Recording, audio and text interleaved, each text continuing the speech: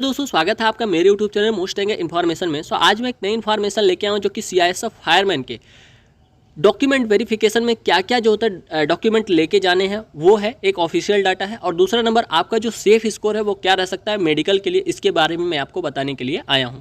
तो चलिए वीडियो को स्टार्ट करते हैं और आपको बताते हैं। सबसे पहले आपको पता हो कि आपका जो पेपर है वो कंप्लीट हो गया था 26 सितंबर को। ठीक है, आपका पेपर जो कंप्लीट हुआ वो कंप्लीट हुआ 26 सितंबर को। और 26 सितंबर को आपका पेपर जो है कंप्लीट होने के बाद आपका जो होता है आंसर किया गया था समथिंग मान के चलिए 29 सितंबर को। 29 सितंबर को आंसर किया गया। उसके बाद जो होता है लास्ट टाइम जो होता है आपका जो रिजल्ट है वो आया है 3 नवंबर को। 3 नवंबर को आप लोग का रिजल्ट आ गया है। ठीक है, रिजल्ट आने के बाद आपका जो डॉक्यूमेंट वेरिफिकेशन हो रहा है वो 14 तारीख से लेके 14 नवंबर से लेके 25 नवंबर के बीच में हो रहा है। ठीक है, 14 नवंबर से 25 नवंबर के बीच में हो रहा है, मतलब 14, 6, 20 और 5, 25, मतलब 11 दिनों में आपका जो डीवी है वो कंप्लीट हो रहा है। तो सबसे पहले आपको डीवी में क्या क्या डॉक्यूमेंट लेके जाने इसके बारे में मैं आपको बताऊंगा। उसके बाद जो होता है आपका सेफ स्कोर क्या रह सकता है इसके बारे में मैं आपको बताऊंगा।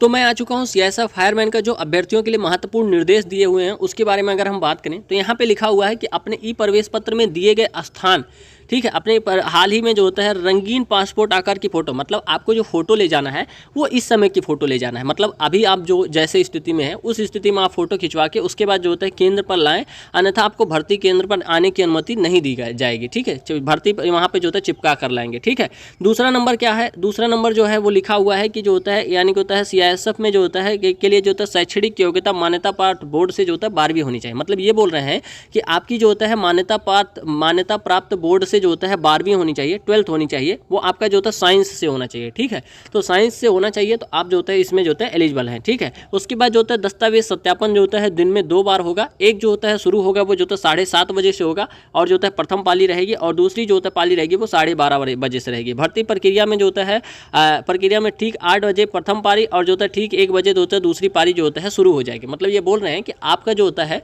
दस्तावेज सत्यापन जो होगा जिसका 7:30 बजे दिया रहेगा उसका 7:30 बजे से गेट एंट्री होगी, उसके बाद जो होता है 8 बजे से शुरू हो जाएगा। ठीक है, और जो होता है 12 बजे तक आपको छोड़ दिया जाएगा। ठीक है, उसके बाद जो होता है 12 बजे तक आपको छोड़ दिया जाएगा, फिर 12:30 बजे से एंट्री होगी। उसके बाद जो होता है आपको जो होता है 1 बजे शुरू होगा और 5 बजे तक मुझे लगता है छोड़ दिया जाएगा। तो 5 बजे आपको छोड़ दिया जाएगा, तो ये हो जाएगा दूसरा नंबर। तीसरा नंबर क्या है, अपने जो होता है पासपोर्ट आकार की 4 रंगीन फोटो आपको लेके आना है। ठीक है, पासपोर्ट आकार की 4 रंगीन फोटो आपको मूल शैक्षणिक जाति निवास और जो होता है जो आपका लगता है, जैसे ये बोल रहे हैं जैसे आप जनरल कैंडिडेट के हैं। ठीक है, जनरल कैंडिडेट के हैं तो आपको जो होता है 4 फोटो जो होता है लेके जाना है, लेकिन ये चूक 4 बोल रहे हैं तो आप 8 लेके जाइएगा। ठीक है, उसके बाद जो होता है आपको क्या करना है, जो होता है जनरल कैंडिडेट है तो उनको निवास प्रमाण पत्र से चाहिए। ठीक है, निवास प्रमाण पत्र चाहिए, लेकिन ईडब्ल्यूएस कैंडिडेट है तो उनको ईडब्ल्यूएस सर्टिफिकेट चाहिए। ठीक है, उसके बाद जो होता है अगर आप जो तो ओबीसी एससी एसटी हैं, ओबीसी एससी एसटी हैं, ठीक है, ओबीसी हो गया, एससी हो गया, एसटी हो गया। ठीक है, अगर ये कैंडिडेट हैं तो आपको जो होता है क्या लेके जाना है, आपको जो होता है जाति लेके जानी है।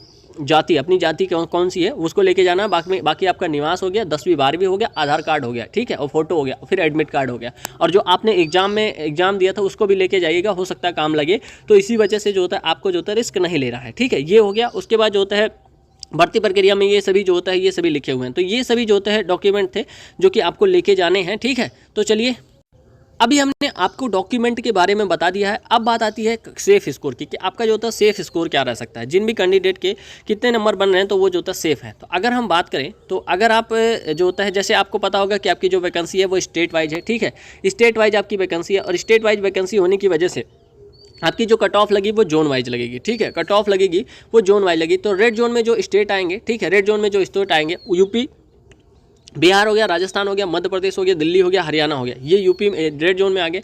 वहीं पे जो होता है अगर जो होता है ब्लू जोन की बात करें तो ब्लू जोन में आ गए जो होता है यानी कि होता है ब्लू जोन में आ गए असम, त्रिपुरा, मेघालय, मिजोरम हो जाएगा। उसके बाद जो होता है ये सभी जो होता है पश्चिम बंगाल हो जाएगा, ये सभी जो होता है ब्लू जोन में आ जाएंगे। ठीक है, और उसके बाद जो होता है लास्ट जो ग्रीन जोन में है इनकी जो कट ऑफ है वो कितनी जानी चाहिए। ग्रीन जोन की अगर तमिलनाडु, कर्नाटक, केरल, महाराष्ट्र, गोवा, गुजरात, ये सभी जो होता है ये सभी जो होता है ग्रीन जोन में आ गया। तो अगर हम रेड जोन की बात करें तो रेड जोन में जो आपकी कट ऑफ जानी चाहिए, रेड जोन में कितनी कट ऑफ आपकी जानी चाहिए।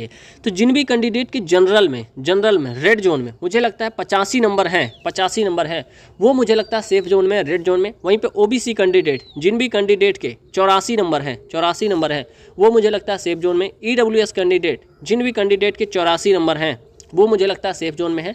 एससी कैंडिडेट जिन भी कैंडिडेट के मान के चलिए 82 नंबर है, वो मुझे लगता है सेफ जोन में है। एसटी कैंडिडेट जिन भी कैंडिडेट के 80 नंबर है, वो मुझे लगता है सेफ जोन में। अब कुछ लोग बोलेंगे कि जो आपकी कट ऑफ है बहुत हाई है, तो भाई हाई इसीलिए है क्योंकि वैकेंसी आपकी 1725 ही है, तो इसी वजह से इतने जो कैंडिडेट हैं आप देखेंगे कहीं भी तो कैंडिडेट ने इतना स्कोर किया है, ठीक है। उसके बाद जो होता है अगर ब्लू जोन की बात करें तो ब्लू जोन में जो होता है आपकी जो कट ऑफ हो थोड़ी सी लो देखने को मिलेगी। जनरल में जिन भी कैंडिडेट के मान के चलिए 75 नंबर है ब्लू जोन में, वो मुझे लगता है सेफ जोन में। वहीं ओबीसी कैंडिडेट जिन भी कैंडिडेट के मान के चलिए 73 नंबर है, वो मुझे लगता है सेफ जोन में है। ईडब्ल्यूएस कैंडिडेट जिन भी कैंडिडेट के मान के चलिए 73 नंबर है, वो मुझे लगता है सेफ जोन में है। वहीं पे एससी कैंडिडेट जिन भी कैंडिडेट के मान के चलिए 70 नंबर है, वो मुझे लगता है सेफ जोन में। एसटी कैंडिडेट जिन भी कैंडिडेट के मान के चलिए 69 नंबर है, वो मुझे लगता है सेफ जोन में, ठीक है। उसके बाद अगर जिन भी कैंडिडेट की ग्रीन जोन में जो होता है जिन भी कैंडिडेट के मान के चलिए जनरल कैंडिडेट में जिन भी कैंडिडेट के मान के चलिए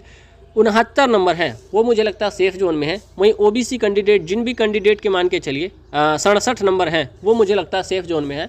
ईडब्ल्यूएस कैंडिडेट जिन भी कैंडिडेट के मान के चलिए 67 नंबर है, वो मुझे लगता है सेफ जोन में है। वहीं पे एससी कैंडिडेट जो है जिन भी कैंडिडेट के 65 नंबर हैं, वो मुझे लगता है सेफ जोन में है। और एसटी कैंडिडेट जिन भी कैंडिडेट के 63 नंबर हैं, वो मुझे लगता है सेफ जोन में है। अब आप बोलेंगे कि इतनी हाई कट ऑफ आप क्यों लगा रहे हैं, तो भाई हाई कट ऑफ इसीलिए लगानी पड़ रही है क्योंकि सभी का जो नंबर है वो बहुत अच्छा है, तो इसी वजह से जो होता है नंबर अच्छा है, तो इसी वजह से कट ऑफ जो है आपको हाई देखने को मिलेगी। तो आप लोग जो होता है अगर इससे कम भी हैं तो आप डीवी कराने जाइएगा, ऐसा नहीं है कि आप डीवी छोड़ दें। डीवी नहीं छोड़ना है आपको, अभी ऑफिशियल डाटा नहीं है, ऑफिशियल डाटा तो आपको जो होता है डीवी के बाद ही आएगा, ठीक है। क्योंकि कई ऐसे कैंडिडेट हैं जो 90 पार वाले होंगे, वो डीवी के लिए नहीं जाएंगे क्योंकि उनका जो सिलेक्शन है कहीं और जगह पे हो चुका है, तो आप लोग को जाना है डीवी कराने के लिए, तो इसी वजह से मैं बोल रहा हूँ आपको, ठीक है। तो आपका अगर इससे कम भी है तो आप डीवी कराने जाइए, कोई दिक्कत नहीं है, आपको जो होता है एक्सपीरियंस ही मिलेगा। और उसके बाद जो होता है अगर होना होगा तो इससे भी कम पे हो जाएगा, कोई दिक्कत नहीं, आपको डीमोटिवेट नहीं होना है, ठीक है। तो ये एक ओवरऑल वीडियो थी जो कि मुझे लगा कि आपको देनी चाहिए। सो आई होप कि वीडियो आपको अच्छी लगी होगी। अगर वीडियो अच्छी लगे तो वीडियो लाइक करना, शेयर करना, सब्सक्राइब करना। मिलते हैं नेक्स्ट वीडियो में। धन्यवाद, नमस्कार, जय हिंद।